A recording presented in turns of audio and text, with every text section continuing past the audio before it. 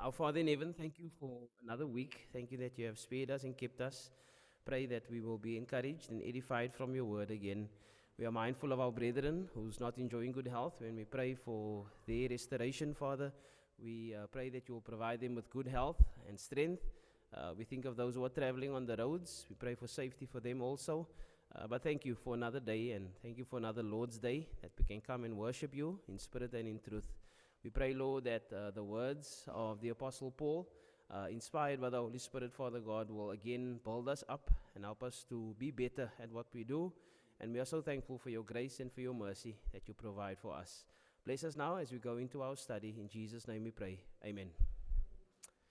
I think this morning we were going to do a little bit of a double up where we have been focusing on our young people. It's still Youth Month, it's still June month, and that has been one of our focus areas, especially for this month.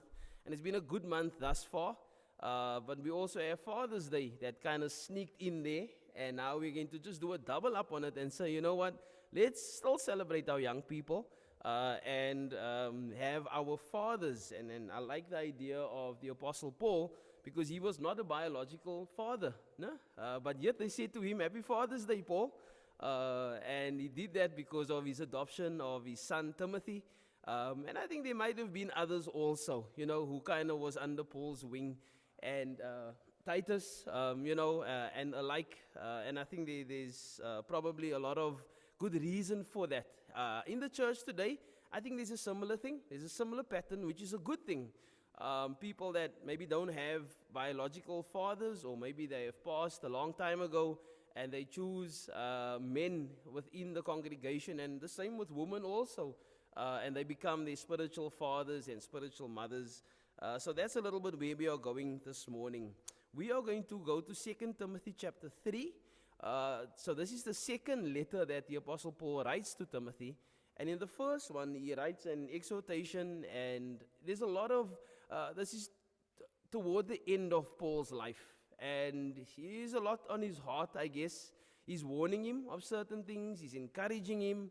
And it's part of legacy also, where Paul says, you know what, continue this great work that was started in me, but it must continue in you.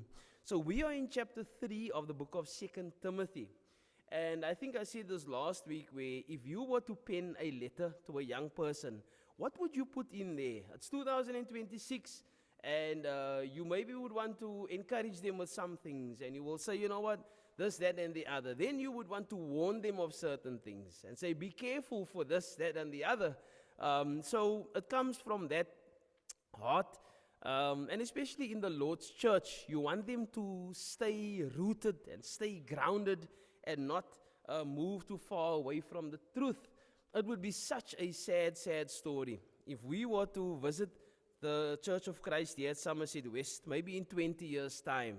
And we come in by the doors there, and we haven't been here for 20 years. And the first thing we notice is there is a rock band here on stage. No? That's the first thing that catches our eye. And we would say, but what happened? What changed? Oh, things got a little bit boring, and we decided to, spice it up a little bit. And so we decided to have a rock band. You see, you're moving away from sound teaching and sound doctrine, and we have no authority for that. And we would sit through the service, and we'll notice that there's no Lord's Supper being served. And we say, but what?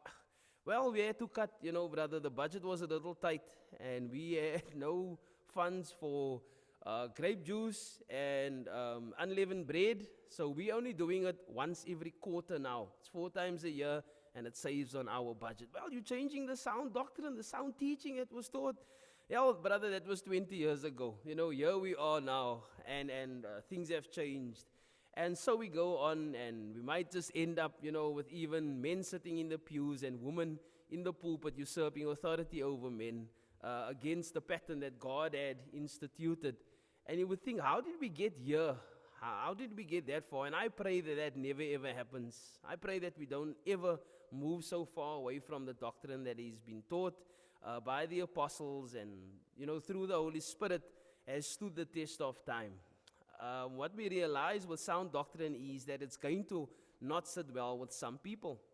Some people won't agree with it. Some people will feel that it's outdated. And so we can go through. But for this purpose of this morning's lesson, and as by means of encouragement, we're going to first look at Paul's words to Timothy in the first 9 verses of chapter 3. And this is basically an explanation of the future. This is what is to come, Timothy. All right? This is what's going to lie ahead for you. And this is why I write you this letter. In the next maybe 3 or 4 verses, you'll notice he gives an example of the past. And I guess if we move 20 years forward, we can probably look back and say this is what has been done.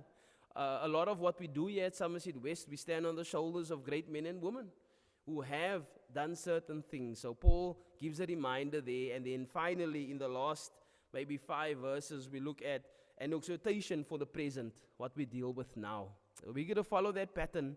And, feel free to engage. Feel free if there's any questions that you have to ask those questions. And I really don't mind that our study, become interactive. So in the first 9 verses, I'll read for us. And you can follow in your Bible. If you do not have one, there are some in the foyer. You are welcome to grab yourself a Bible there if you do need one. In the first 9 verses, it says, "But know this, that in the last days, perilous times will come. For men will be lovers of themselves, lovers of money, boasters, proud, blasphemers, disobedient to parents, unthankful, unholy, unloving, unforgiving, slanderers, without self-control, brutal, despisers of good, traitors, headstrong, haughty, lovers of pleasure rather than lovers of God, having a form of godliness but denying its power. And from such people turn away. For of this sort are those who creep into households and make captives of gullible women, loaded down with sins, led away by various lusts, always learning and never able to come to the knowledge of the truth. Now as James and Jambres resisted Moses, so do these also resist the truth. Men of corrupt minds disapprove concerning the faith, and they will progress no further, for their folly will be manifest to all, and theirs also was." And if you're going to paint a picture like that for me in what is to come, maybe I don't want to go to the future then. I don't want to be around when that time happens. Question to the audience: do you think that time is now? Do you think that we are living in those times? Look at the description of the first maybe 3 verses. Do you see things like that happening today? You think we are there? You think so? You think that you see people who are lovers of themselves? Do people love money today? They do.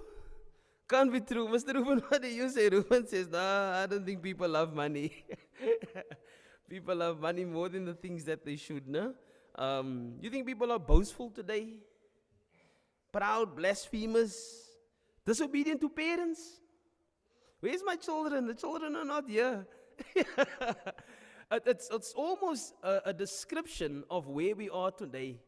And you would think that, Paul, how are you so spot on with the things that you are saying? Because I think that we are living in perilous times. I think it's a good description of where we are. And throughout the Bible, it's pointed toward that there will come a time like this. When God created man, and this is now Genesis 1, things were much better. Because at the end of the chapter, it was very good. The earth that was created, the man that was created, it was like the perfect creation, perfect setup. And now you don't even have to go far. I think it's in Genesis 6, where God looks down and he sees evil continually. And you think, how do you take 5 chapters just to corrupt everything that God has put in place? But that's not all. There is a guy and his family and his household who finds grace in God's eyes. And that man is Noah. And they are in the ark and they become saved. And after that, the creation model continues where man must multiply. And this is where we are today. But do you feel that when God looks down on this earth now, does he get a similar feel like in Genesis 6? Because in Genesis 6, man's heart was evil continually. Do you think God will feel the same way today, maybe? You think so, Auntie Sandy? Yes, Brother Tisha? We're still sinning day and night, Tisha. So how do you think that will ever change?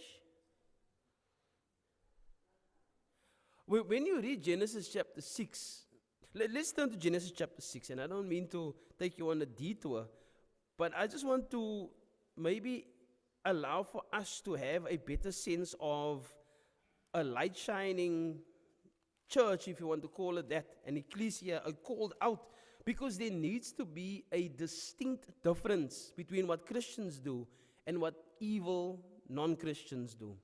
I'm not saying that everybody who's not a believer is an evil person, but if you are against Christ or not walking with Christ, you're walking the other way. No? Genesis chapter 6, it says, "Now it came to pass, when men began to multiply on the face of the earth, and daughters were born to them, that the sons of God saw the daughters of men, that they were beautiful, and they took wives for themselves of all whom they chose. And the Lord said, My spirit shall not strive with man forever, for he indeed is flesh, yet his days shall be 120 years. There were giants on the earth in those days, and also afterward, when the sons of God came into the daughters of men, and they bore children to them, those were mighty men who were of old, men of renown." Watch now from verse 5. "Then the Lord saw that the wickedness of man was great in the earth, and that every intent of the thoughts of his heart was only evil continually. And the Lord was sorry that he had made man on the earth, and he was grieved in his heart. So the Lord said, I will destroy man whom I have created from the face of the earth, both man and beast, creeping thing and birds of the air, for I am sorry that I have made them. But Noah found grace in the eyes of the Lord." Can you imagine God feeling this way? I hate reading this because I feel that I'm almost a part of this and contributed toward God feeling this way. And I wish it were different, but God was sorry that he made man. I get a sense of excitement in chapter 1 when he made man. And he says, this is very good. Let us make them in our image. And that's the model that God creates. And he says, this is how we're going to make man. And they're going to be a reflection of who we are. And here in chapter 6, we read now of God's disappointment, his anger, his relentment. And you think, man, are you so evil that you got God to feel like this? My question would be so he wipes everything clean and we start afresh. Do you feel that God feels the same way today? And are we contributing toward this? Or are we the contrary? And he feels better about us? I hope so. I really do. You see, you and I are in control of our actions. Whatever you do in word or in deed, do all in the name of the Lord. When you become that shining light, God does not feel this way about us. He feels better about us. He's glad and he's proud and he's thankful that he has people on earth who are counted as faithful. Going to heaven should never be a shot in the dark. Oh, I hope I make it. Oh, I really hope if the Lord comes now, I am crossing my fingers. No, we don't cross our fingers. We live right. We live right. We obey the gospel and live faithfully. And when the Lord comes, we stand before him unashamed. You know that feeling? Being unashamed? To say that, Lord, I have done my best. I'm ready to go home. Let me go home. Or do you want to make the preacher's job difficult at your funeral? Where the preacher must now think of things to say. Oh, she had a good fashion sense, eh? She really wore nice clothes. Preacher, that's all you can say about her. She had good hairstyles, on occasion. And no, I want the preacher to say that this faithful brother or sister is no longer with us, but they are present with the Lord. That's what I want the preacher to say. I don't want the preacher to think of things and wonder and tell the family, listen, I have no guarantee that your loved one has made it. So please don't hold me accountable for what I'm going to say at the funeral. And they say live in such a way that the preacher doesn't have to lie at your funeral. So please, brethren, live properly and make the preacher's job a bit easier. That when we come here, we don't have to preach you to heaven, because we can't do that. Paul is painting a picture for Timothy. And he paints this picture in such a way to say that it's going to be difficult. You see, I'm going to give you a charge. And the charge that I'm going to give you is to continue to preach this word. But the people that you're going to be preaching to, you're going to be living in perilous times. You're going to speak of blasphemers, speak to blasphemers and traitors and people who probably don't want to hear or obey the gospel. So now the charge is a little different, because I'm sure that there was a little anxiety and nervousness, maybe being a little bit scared. Because can you imagine coming up and preaching the gospel, and the opportunity for you being killed is very, very high. The risk factor is very high, and you can ask Stephen and others about that. No? So are you ready to be signed up? And I feel that our persecution is not as what it was. And I don't know, Brother Ben, if we would have any much more preachers today, or people who wants to be preachers, because if persecution is on this level, you know what? It's hard enough as it is. And now you're still adding a bunch of people that wants to take my head. I'm good, thank you. You know, I can go and be an engineer, and I can go and be a librarian, and I can go and be something that's more calm in nature. I'll still come and worship the Lord on a Sunday. I'll still put my money in the plate, and sing the songs and partake of the Lord. I'll do all those good things. And whatever the church needs me to do, I will do. Brother Ben?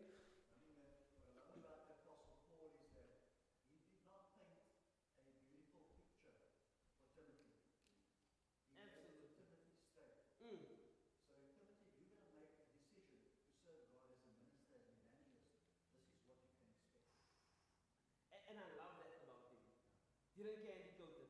Thank you for adding that, Brother Ben, because sometimes it might come forth as a glamorous type, profession, if you want to call it that.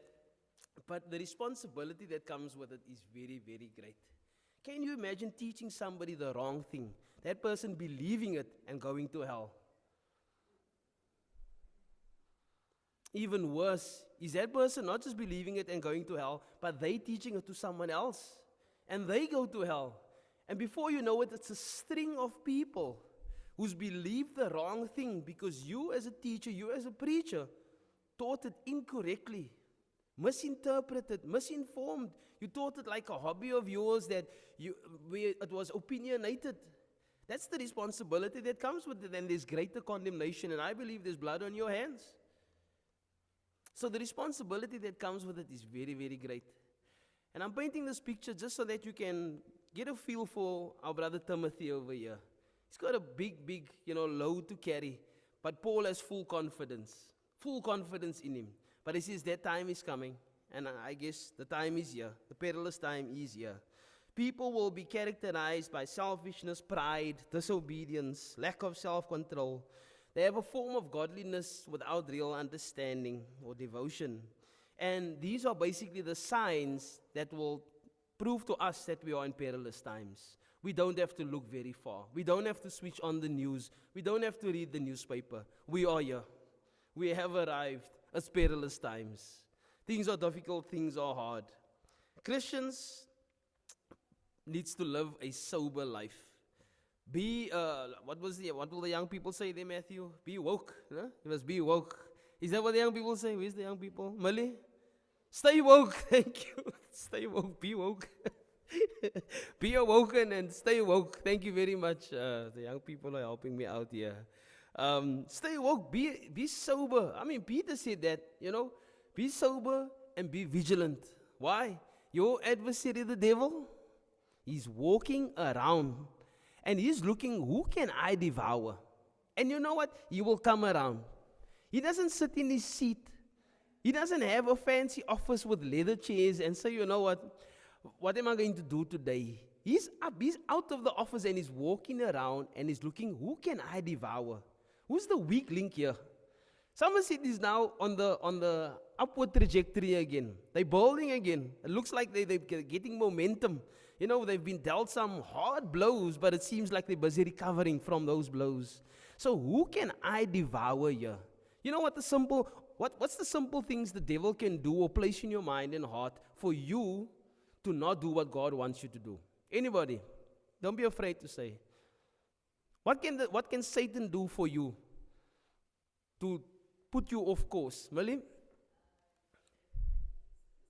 Valid excuses. Justified valid excuses. What do those sound like, sister? Oh, the weather. Oh, the weather. Now you're blaming the rain. What else? What else can the devil do? What do you say, brother? Fear. Fear and doubt. I think that's been an age-old one, Brother Aman. Age-old. I mean, there's examples of that.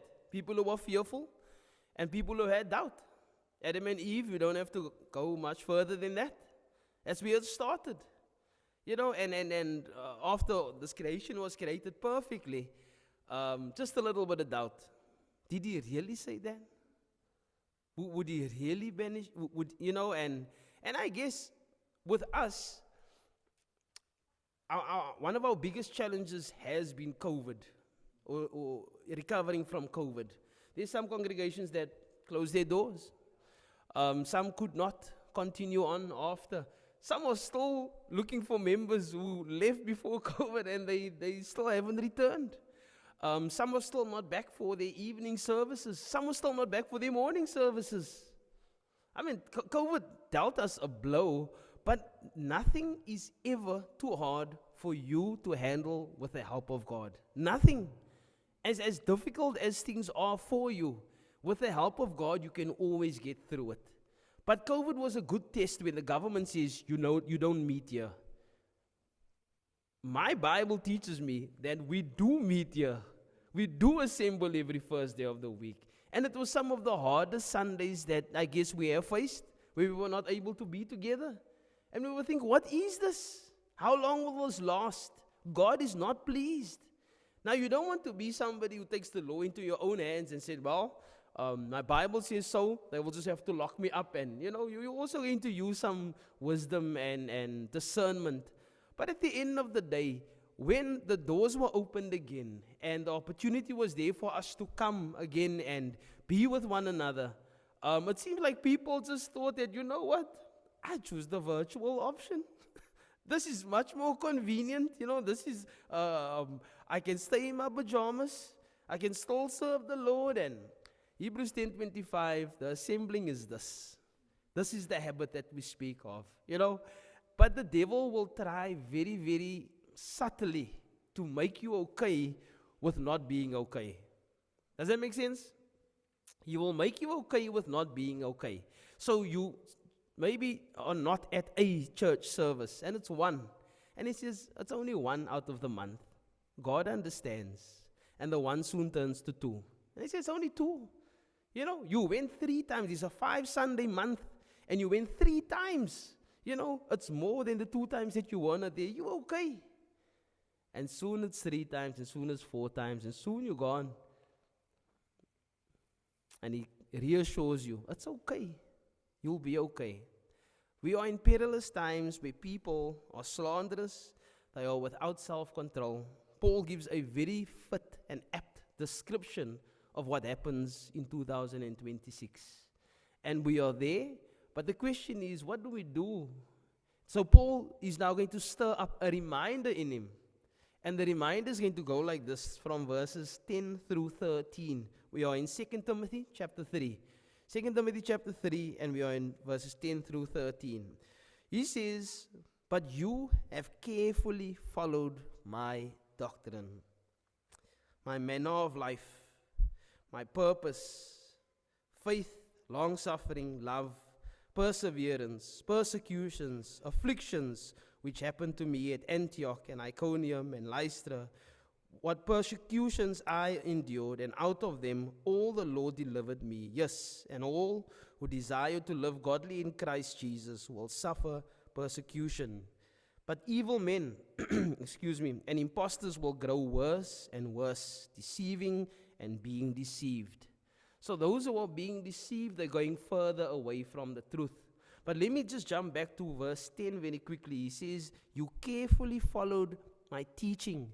And I love that he mentions that first, because there's other things that he mentions that, my purpose and my faith and my long-suffering, my charity or my love. And he says all of those good things. But he says the first thing, Timothy, and this is what's going to help you, is the teaching, the doctrine. Follow that. Follow the doctrine and you'll be okay. After that, you'll see the example of the doctrine, of how we love and how we forgive and how we restore and how we do all those mighty good things. But let me tell you something, the thing that will remain and help you and shape you is the teaching, the doctrine. Hold fast to it. Hold fast to that doctrine, the sound doctrine of our Lord Jesus Christ. He goes on to explain and I believe that when you see this and you get to experience it, it allows you also to be long-suffering. But when you are with somebody that's very charitable, let me tell you something about, and I mentioned this guy before in one of my sermons, Josh Holloway, he's a good friend of mine. Josh Holloway is too kind. He's a really good guy. So we graduated together at preaching school, and he came to and we invited him to Cape Town. Guys, you must come see Cape Town. And he came with his whole family. So he spent some time with us here. But Josh Holloway is too good. He's too good for Cape Town. You know why? Cape Town has a lot of people that need things, and Josh Holloway wants to help everybody in Cape Town. So what we do is, I show him around, we, do all the, fancy things, but then we also go to the not-so-fancy places in Cape Town. Yes, Cape Town has got some not-so-fancy places, no? I'm from Mitchell's Plain, believe it or not. So we're going through and we're doing all of this, and we did a lot of, opportunity, outreach work, and let him see the full picture, of where we live. So we go to the store, we go get some stuff, and we are coming out, and we are famished. When I say we're famished, I'm not a big eater, but when you are famished, you're famished. And Josh has got all our food with him and whatever else, and we walk into the car, and from the walk from the shop to the car, Josh interacted with some people. Let me just say, when we got into that car, and I said, Josh, where's our food? He said, oh, brother, man, that guy was hungry, and I just thought, man, he needs to feed his family. And I said, Josh, and what about us? What about us? We also hungry. We also would like to feed our families. He said, oh, man, it's okay. We can just... I said, Josh, I get that you are, very, very, in Afrikaans, they would say, goedgiftig, generous, very generous. But brother, you need to think about your African brother over here, I was, and when you prepare yourself for I can't remember what the food was, but when you just, prepare yourself mentally that this is what we're going to have for lunch, and there our lunch was gone. And you think to yourself, Josh Holloway. But you know what? Those are things that rubs off on the next person. It really does. And soon, you start to become like that also. Where you see somebody near and you say, you know what, Josh Holloway probably would have fed this guy, And then, so it's good that you hang around people like that. And what Paul had, or what Timothy had in Paul, was one who he did not just hear the talk. It wasn't just a talk. And Paul saying, listen to my preaching, Timothy. But Paul is actually saying, come with me. Let's go into the field. Let me show you what patience looks like. Let me model it for you. And God would want you to do the same thing. That's the best way to learn, Brother Ben. I can preach sermons all day long, but being out there in the field, actually practicing what we preach, that speaks volumes. Because it's not something that you do pretentiously, it's something that is sincere, and it comes from here. And that's what God wants. That's what God works with. So Paul knows that, my time is come to an end. I'm being poured out as a drink offering. I'm not going to be here any longer, but I want to leave my son in the faith here, and he's going to carry the torch. I don't want this torch to die. I want somebody to carry this torch, and Timothy is that guy. So he's reminded of his example in the past. Timothy, these are not just things I'm talking about, it's things that I've done. The things that I taught, you teach. The things that I did, you do. The things that I said, you say. He mentions teaching first, and he knows that the doctrine will keep Timothy pure. The doctrine will keep Timothy on the right road. There's other things that might not, but the very thing that he needs here is the sound doctrine. It's maybe easier to do something when a lot of people are doing it. No? And what do the children say? Everybody's doing it. Well, just because everybody's doing it doesn't make it the right thing. Paul says to Timothy, you're going to go against the grain. And going against the grain is difficult. Where everybody's going one way, you going the other. There's a saying that says direction is more important than speed. And I agree. Because sometimes we can go fast in the wrong direction. And have you ever got lost where now your GPS says you're 45 minutes away and you were 2 minutes, and it says you're 2 minutes, you're nearly there, and you take the wrong turn and you go faster the other way, and it says 45 minutes you will reach your destination. You see, going fast in the wrong direction is no good, but going slow in the right direction, it's going to get you there. And I would encourage us to continue to go in the right direction, even if it's slowly. Continued. So direction is much more important than speed. So we look at what Paul says about the future in the first 10 verses. And he says, Timothy, this is what you're going to be facing. This is your Sunday morning audience. No? And they are going to be a tough crowd. He continues now and reminds him of the past. Remember the sound teaching. Remember the example even that I left for you. And now he's going to speak about what happens now. And this is from verses 14 in 2 Timothy chapter 3, from verse 14. It reads as follows. But you must continue in the things which you have learned and been assured of, knowing from whom you have learned them, and that from childhood you have known the Holy Scriptures, which are able to make you wise for salvation through faith which is in Christ Jesus. All Scripture is given by inspiration of God, and it is profitable for doctrine, for reproof, for correction, for instruction in righteousness, that the man of God may be complete. Maybe some translations will say perfect, thoroughly equipped for every good work. I don't know what type of jobs you've had or what type of tasks you've had to complete, but have you ever felt that you were not equipped enough to complete the task? Have you ever felt that way? Oh, let me tell you something. I put on a mixer for us not a mixer, bath shower thing. And I guess at the time I didn't feel that I was not equipped enough. It's simple enough. There's 2 pronkies here, there's 2 pronkies there. I take that one off, I put it there, I tighten it, I put the water on, we have a shower. I mean, how hard can that be? When you come home and you see water coming down from the stairs, then you know I was probably not equipped for this. Because the build-up of pressure, there's a pressure build-up in the water system, which I did not know. I know that now. There was a certain tape that you use, a thread, a plumber's thread or whatever that you use when you work with water. It must be watertight. It must be sealed in a certain way. And you also have a way that you regulate the air that is in, the system. I learned all these things after. And I thought I was equipped. But let me just tell you, I wasn't. And that's Brother Ben when you call the plumber. And you say, plumber, come and do what you need to do.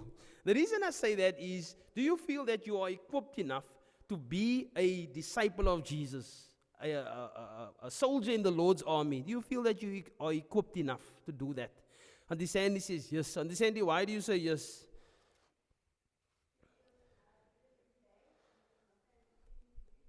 And who do you depend on? You see, that's the difference. If the dependence is on self, we don't need the Lord. Then I'm equipped enough by my own abilities and by my own talents and by my own gifts and whatever else is good. But if I am dependent on someone greater than me, I'm always equipped. And here he says that all Scripture is given by inspiration of God. No? And it's profitable. So it's God-breathed, basically. And if God has breathed in it, there's life. This is not a dead book. Some people might, say things that, no, it's a dead book that you had. It's God-breathed. What is it, Theophrustos? No, Theophrustos. When God breathes life into something, it's going to live. Ask Adam. You can ask Adam. He had first-hand experience of what that is like. A dead body, something that has no movement or anything, and God breathes into it. And Adam is alive. And you might think that, what does that feel like? Well, the only experience we have of that is this book that we have in our possession. God breathed this book. And what we have now here is a book that is filled with life. And how Paul writes to Timothy here is to say that hold fast to this thing, the God-breathed book of life. And he's not just talking about the Old Testament, he's not just talking about the New Testament, all of it. All of it is God-breathed. He breathed into it. No?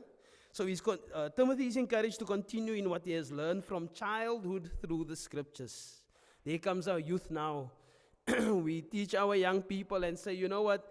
Continue on in this doctrine. That's the legacy we want to leave for our children. Stay rooted in God's truth. As much as we have all God's people and we have all the examples, the thing that will keep us is God's breathed word. I mentioned to you a 20-year forward going, and they might do it without this. Oh, they're going to be in trouble.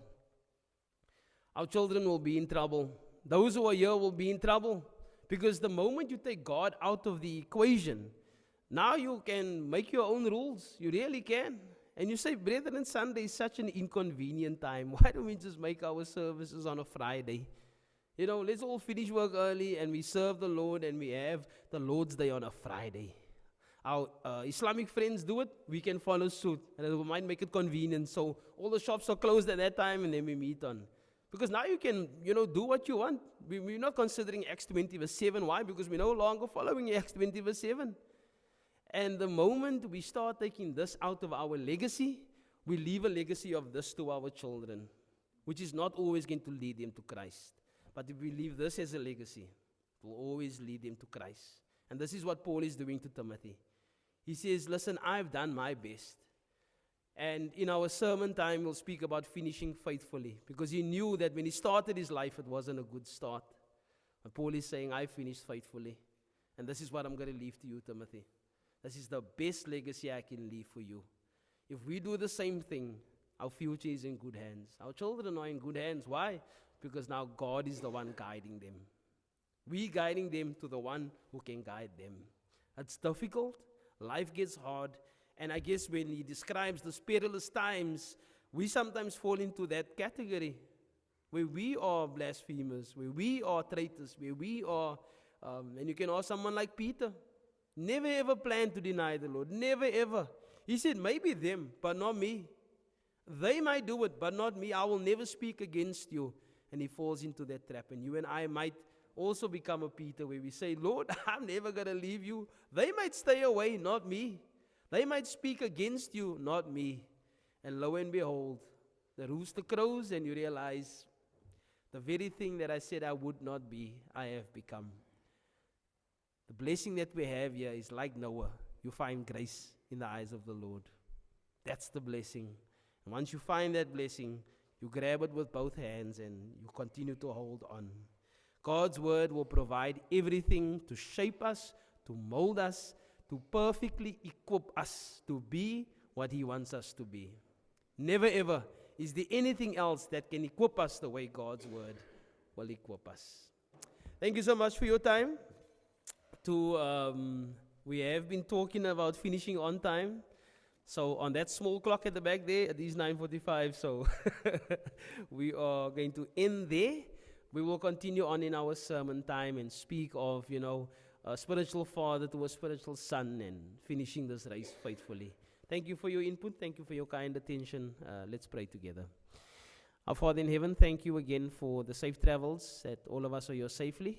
We pray even as we prepare our hearts and our minds to worship you in spirit and in truth, Lord, that it will be pleasing in your sight.